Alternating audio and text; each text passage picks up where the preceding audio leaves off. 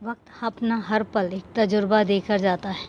एक ऐसा तजुर्बा देकर जाता है कि जब तुम बचपन की गलियारों में गुजरते हो, जब तुमने बचपन में उस गलियारों में कदम रखा है, अपने दोस्तों के साथ जब तुम खेलने निकलते थे, तब तुम्हें कुछ ऐसे लोग भी मिलते होंगे जो लोग तुम्हें समझने की बजाय बच्चा समझकर तुम्हें डांट देते होंगे। वो भी एक तजुर्बा था।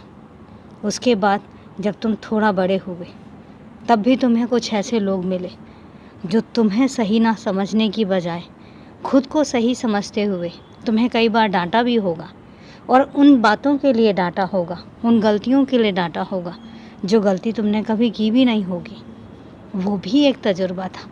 उसके बाद फिर तुम बड़े हुए, तुम्हें तुम्हारे शिक्षक मिले, तुम्हें कई गुरु ऐसे मिले होंगे जिन गुरुओं की आदत होती है कि वो गलत ना होते हुए भी तुम्हें गलत ठहराते हैं, और खुद गलत होते हुए भी खुद को कभी गलत नहीं ठहराते, और फिर तुम्हें डांट सुनने को मिली होगी। वो भी तुम्हारा एक तजुर्बा था। इसके बाद तुमने एक नौकरी हासिल की होगी। जब तुम नौकरी पर गए होगे तो तुम्हें तुम्हारे अधिकारी कुछ ऐसे मिले होंगे जिन्होंने खुद को गलत ना साबित करते हुए तुम्हें गलत साबित किया होगा। खुद की गलती होने के बावजूद भी तुम्हारे काम में गलतियां निकालकर तुम्हें डांटा होगा, तब भी तुम्हें डांट सुनने को मिली होगी, और वो भी एक तजुर्बा था। तुम्हारी ज़िंदगी में हर कदम पर, हर पल पर तुम्हें तजुर्बे मिले होंगे, और ऐसे तजुर्बे जिसमें कई बार तुम्हारी गलती ना होते हुए भी तुम्हें सुनना पड़ता होगा। कोई बात नहीं, ये तजुर्बे ज़िंदगी में बहुत कुछ सिखा कर जाते हैं। लेकिन एक बात ज़रूर याद रखना कि ज़रूरी नहीं है कि जो तुम्हारे साथ हुआ है तुम भी वैसे ही बन जाओ। तुम भी जैसे तुम्हारे बड़ों ने तुमसे बदला लिया तो तुम भी किसी और से बदला लेने लग जाओ।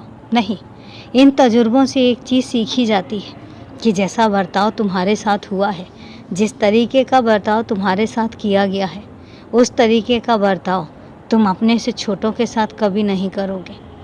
अगर तुम्हें तुम्हारी गलती ना होने के बावजूद भी डांट पड़ी है तो तुम्हें याद रखना होगा कि उस तरीके का बर्ताव तुम अपने छोटों के साथ ना करो। अगर उनकी गलती नहीं है तो उनको शाबाशी दो, और अगर उस जगह पर तुम्हारी गलती है तो अपनी गलती को मानो, और हमेशा अपनी गलती के लिए माफ़ी भी मांगो, क्योंकि माफ़ी मांगने वाला इंसान कभी छोटा नहीं होता।